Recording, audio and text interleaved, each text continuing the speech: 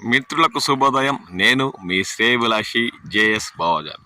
తెలుగు రాష్ట్రాల్లో ముఖ్యంగా ఆంధ్రప్రదేశ్లో అయితే వర్షాభావ పరిస్థితుల్లో సరైన వర్షాలు కురవక ఎల్ నినో ప్రభావంతో మామిడి తోటల్లో కూడా మామిడి చెట్లు పూర్తిగా వేర్ల నుండి ఎండి ఆకులంతా నేల రాలుతున్న దృశ్యాలు మనం ఈ మధ్య గమనిస్తున్నాం.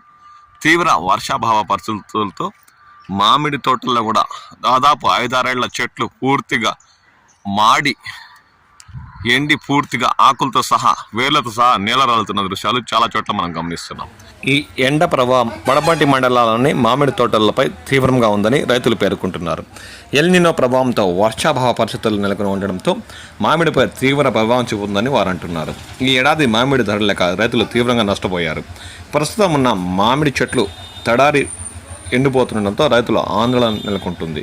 చెట్లు పైభాగంలో కొమ్మలు కాలినట్టు నల్లబారిపోతుండడంతో రాబోయే దిగుబడి మీద ప్రభావం చూపుతుందని రైతులు ఆవేదన చెందుతున్నారు. అంట్లు కట్టిన చోట ఎండిపోవడంతో పూర్తిగా ఆకు రాలుతున్నాయని వారు పేర్కొంటున్నారు. ప్రస్తుతం పలమనేరు నియోజకవర్గ పరిధిలో 10,000 ఎకరాల మామిడి సాగవుతుంది. ఈ ప్రాంతాల్లో రైతులు మామిడి దిగుబడిపైనే ఆధారపడుతున్నారు. ఈ ఏడాదిలో ధరలు లేక తీవ్ర నిరాశ చెందారు. వర్షాల జాడ లేకపోవడంతో ఉన్న విస్తీర్ణలో 50% మామిడి చెట్లు ఎండిన స్థితికి చేరుకున్నాయని వారు అంటున్నారు.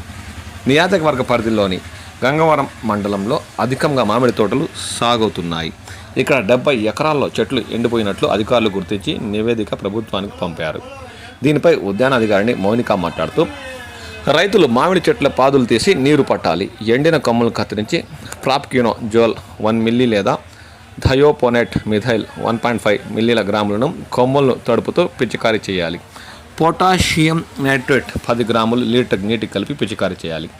పాదులు చుట్టూ తడి ఆరకుండా చూసుకోవాలి. ఇప్పుడు అప్రమత్తంగా లేకపోతే రాబోయే ఏడాది మామిడి ఫలితాల్లో ఆశించిన రీతిలో ఉండవని ఉద్యాన శాఖ అధికారులు పేర్కొంటున్నారు.